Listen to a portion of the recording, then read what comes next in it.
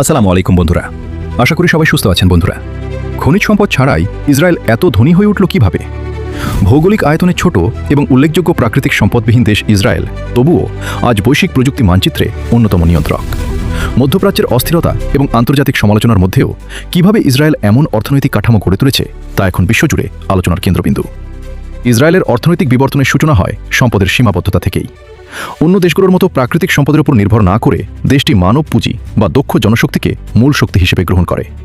প্রয়োজনী উদ্ভাবনের জননী এই দর্শনকে কেন্দ্র করে তারা একটি উচ্চ মূল্য সংযোজনকারী বা হাই ভ্যালু অ্যাডেড অর্থনীতির দিকে অগ্রসর হয়, যেখানে উদ্ভাবনই প্রতিযোগিতার প্রধান হাতিয়ার।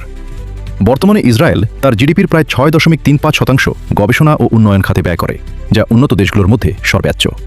উল্লেখযোগ্য বিষয় হল, এই খাতের 91% কার্যক্রম পরিচালিত হয় বেসরকারি খাতের মাধ্যমে, যা আন্তর্জাতিক অঙ্গনে একটি বিরল ঘটনা। ফলে এই খাতে সরকারের প্রত্যক্ষ অর্থায়ন মাত্র 9% নেমে এসেছে।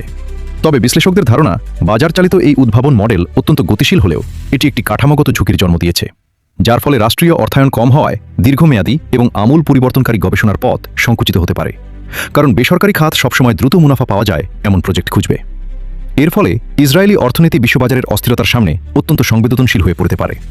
বিশেষ করে বিশ্ববাজারে মন্দা দেখা দিলে বিকল্প অর্থায়নের অভাবে এসব উদ্ভাবন কেন্দ্রগুলো বড় বিপদে পড়ার সম্ভাবনা থাকবে। বন্ধুরা, ভিডিওটি ভালো লাগলে অবশ্যই একটা লাইক তো আমি পাওনা দিলাম। বন্ধুরা, আরও এরকম ভিডিও পেতে চাইলে অবশ্যই চ্যানেলটি সাবস্ক্রাইব করে রাখুন।